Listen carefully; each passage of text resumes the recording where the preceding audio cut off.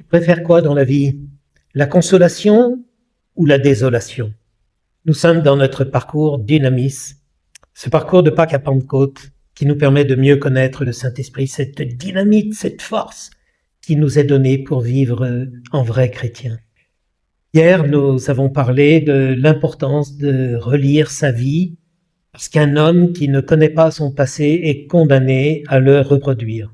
Quand tu relis ta journée le soir, ou ta semaine, ou quand tu relis un peu ta vie pendant quelques mois, tu vas donc te rendre compte des moments où tu as été vraiment dans la joie, dans la paix, ou j'oserais dire des moments de plénitude que tu as pu vivre. Et puis forcément, tu vas aussi te rendre compte que il y a eu des moments qui ont été beaucoup moins extraordinaires, où tu étais moins bien. Et tu vas découvrir que ces moments de plénitude, tu as été capable de les vivre même sans vivre des choses absolument exceptionnelles. Tu as été capable de vivre une plénitude dans le quotidien, dans la banalité, dans la répétition des tâches que tu devais accomplir chaque jour. Tu as même été capable de vivre ces moments de plénitude quand ce qui se présentait à toi était de l'imprévu. Et l'imprévu, il n'est pas toujours très agréable.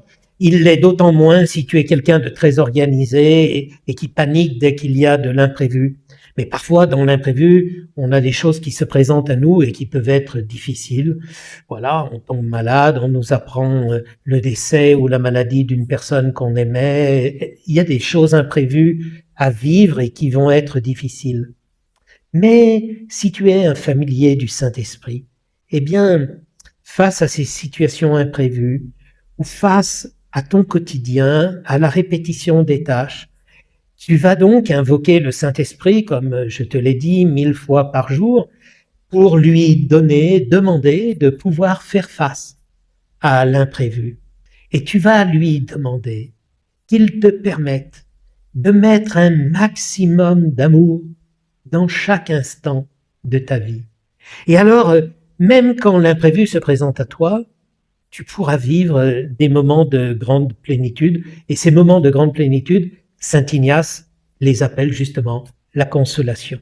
Si tu lis le livre du pape François que je t'ai indiqué, tu trouveras beaucoup de renseignements précieux pour mieux comprendre la consolation et l'inverse, la désolation. Mais tu vois, si tu deviens familier du Saint-Esprit, si tu prends l'habitude de relire ta vie le soir, eh bien, tu vas peu à peu mettre à jour les causes, ce qui te rend heureux, et puis tu vas aussi découvrir ce qui te rend moins heureux. Tu vas découvrir quelle est la cause de la consolation et quelle est la cause de la désolation dans ta vie. Parce que je tiens à te le dire, le fait que tu sois dans la consolation ou dans la désolation, ça ne dépend pas de ton horoscope. Ça ne dépend pas de l'alignement de telle planète avec telle autre planète. En fait, le fait que tu sois dans la consolation ou dans la désolation, ça dépend de tes choix, pas de l'horoscope. Je le redis. Si tu décides, en toutes circonstances, même quand la réalité qui se présente à toi n'est pas ce que tu aurais aimé, si tu décides de mettre un maximum d'amour dans chaque instant de ce que tu auras à vivre, alors tu vivras de manière quasi permanente dans la consolation. Mais ce qui est très important, c'est d'identifier justement tout ce qui te permet de te tenir dans la consolation. Et à l'inverse, tout ce qui te plonge dans la désolation. Parce que quand tu l'auras identifié clairement, à moins d'être complètement masochiste et d'aimer souffrir, quand tu verras que tu es en train de reproduire un mécanisme qui risque de te plonger dans la désolation, tu vas vite appeler le Saint-Esprit au secours en lui disant « Viens m'aider à remonter la pente, viens m'aider à quitter tel choix, viens m'aider à demander pardon à telle personne, à demander pardon au Seigneur, parce que je ne veux pas rester dans ce cercle vicieux qui me fait tomber de plus en plus bas dans la désolation. »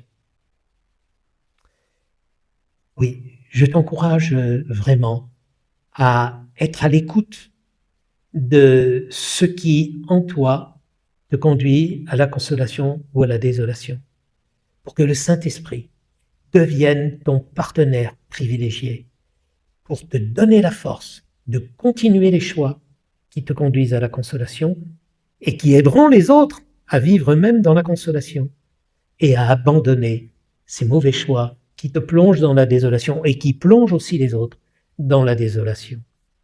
Le Saint-Esprit est toujours là pour nous aider. Il est tellement merveilleux, notre cher Saint-Esprit.